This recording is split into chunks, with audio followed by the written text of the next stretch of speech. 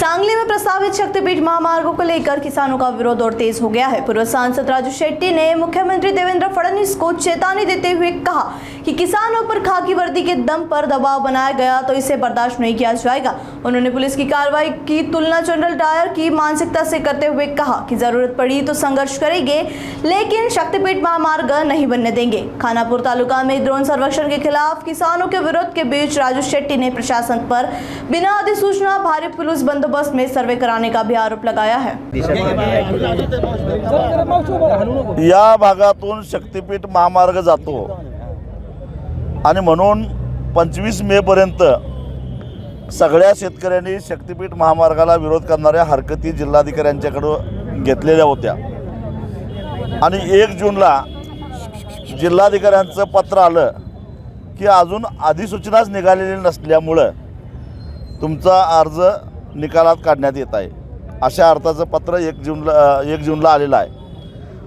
जिल्हाधिकाऱ्यांच्या सहीचं ते पत्र आलेलं आहे, यात तालुक्यामध्ये सुद्धा आलेलं आहे।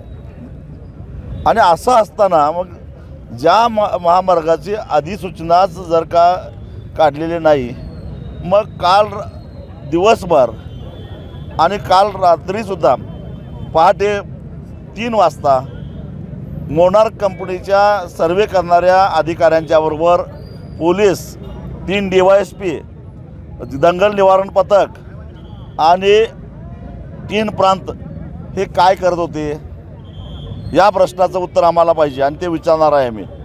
जर तुमची अधिसूचनाच नाही तर तुम्ही कुणाची गुलामगिरी करायला आलाय? हे खाकी वर्दीतले गुंड कुणाची चाकरी करायला रात्री अपरात्री आमच्या गावात शिरतायत। या इथल्या विटा पोलीस स्टेशनपासून भाग्यनगर 7-8 किलोमीटर अंतरावर आहे। त्या गावातल्या शेतकऱ्यांच्या मोटारीच्या केबली चोरीला जाऊन 15 दिवस झाले।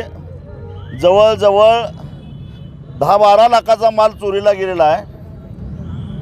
इथून 8 किलोमीटरवर जाऊन एकाही पोलिसाला चौकशी करावंसं वाटलं नाही आणि त्याच पोलीस ठाण्यातला पोलीस इन्स्पेक्टर पहाटे 3 वाजता त्याच गावामध्ये जातोय। लाज नाही का वाटत? या विटा शहरामध्ये आणि परिसरामध्ये ड्रग पेडलरनी हायदोस मांडलेला आहे, अंमली पदार्थांचा साठा सापडलेला आहे। जिल्हा पोलीस प्रमुख तुषार दोशी हे कार्यक्षम आहेत म्हणून इथं आणलंय, त्यांना काय मुख्यमंत्र्यांच्या विश्वासातले आहेत म्हणून आणलंय का आंदोलन चिरडण्यासाठी आणलंय? त्यांनी या अंमली पदार्थाच्या विरोधामध्ये काय कारवाई केली? किती पेडलरना मुसक्या आवळल्या?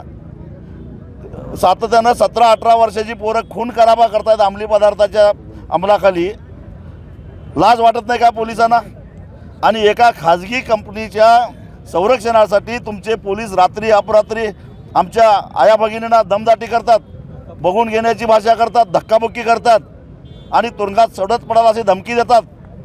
अरे इंग्रज तुमच्यापेक्षा बरे होते, परंतु हा सगळा परिसर क्रांतिसिंह नाना पाटलांच्या पत्री सरकारचा परिसर आहे, हे त्यांनी विसरू नये।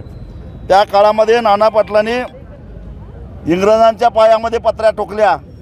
आता हे काळे इंग्रज आलेले आहेत, वेगळ्या पद्धतीनं आम्ही सुद्धा पत्र्या ठोकल्याशिवाय सोडणार नाही, एवढाच माझा त्यांना इशारा आहे। आता काय करणार? सर्वे अजिबात होऊन देणार नाही, कारण हा एक शक्तिपीठ महामार्ग आम्हाला मान्य नाही आहे। आता कुठे चाललंय?